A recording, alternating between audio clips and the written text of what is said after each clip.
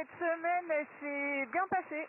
Franchement, c'était chouette parce que c'est un peu la fin de l'océan Indien et le début de l'océan Pacifique, dans lequel je suis en train de rentrer là maintenant. Et voilà, j'ai vu mon dernier gros coup de vent avec une mer difficile, là, il y a quelques jours.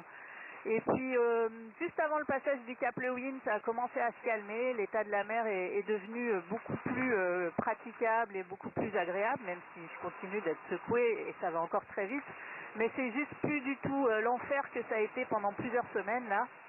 Et j'avoue que depuis, j'ai un peu l'impression de revivre. Et en même temps, je mesure la fatigue que ça a entraîné de résister à ces coups de vent successifs, à ces difficultés.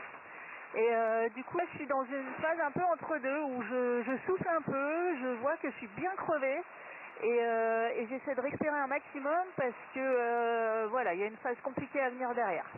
Là, en fait, moi, je navigue bord à bord avec Giancarlo qui est à moins d'1 mille. En fait, je peux pas vraiment vous le montrer là derrière la vitre, mais il est vraiment juste à côté de moi et c'est très sympa. On s'est parlé tout à l'heure.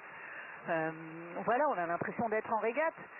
Et puis après, il y a Jean Le Cam qui est un petit peu plus en retrait derrière, à quelques dizaines de milles, mais vraiment pas loin. Donc c'est sympa, on se tire la bourre, voilà, on se sent un petit peu moins seul en fait, c'est assez rigolo. Le fait d'arriver à mi-course, c'est super plaisant. Je me dis que ça, je l'ai fait.